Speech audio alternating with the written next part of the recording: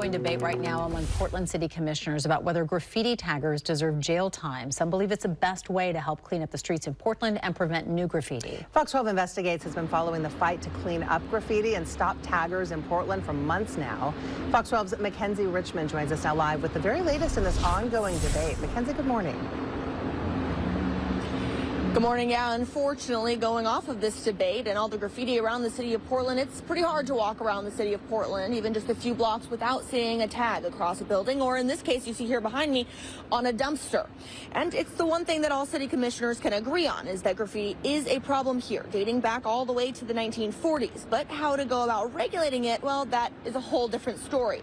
Starting with City Commissioner Rene Gonzalez, well, he proposed an emergency ordinance that would create a new city misdemeanor for graffiti taggers with a minimum sentence of 7 days in jail. As for Commissioner Mingus Maps, he wants to amend the ordinance and expand it to include any defacing of public property. He also wants a second amendment to give taggers the option to choose between jail time and community service time. But Commissioner Carmen Rubio wants to completely remove the mandatory minimum jail sentence and replace it with fines or community service.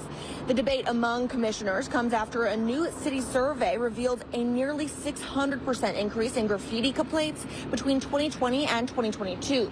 While commissioners are proposing different solutions, the city has one common goal: to remedy the issue as soon as possible, noting, quote, any delay in enforcement would further erode livability in the city of Portland. The emergency ordinance request goes on to say Portland police urgently need another way to stop peaceful protests from escalating into civil unrest, noting graffiti often contributes to the escalation. City commissioners are also looking into how the city cleans up graffiti. Right now, the city's graffiti response offers no cost or reduced cost graffiti removal assistance. However, the program itself does not proactively prevent new graffiti from appearing throughout the city. Currently, reducing the amount of graffiti around Portland is costing the city and the state of Oregon millions of dollars per year.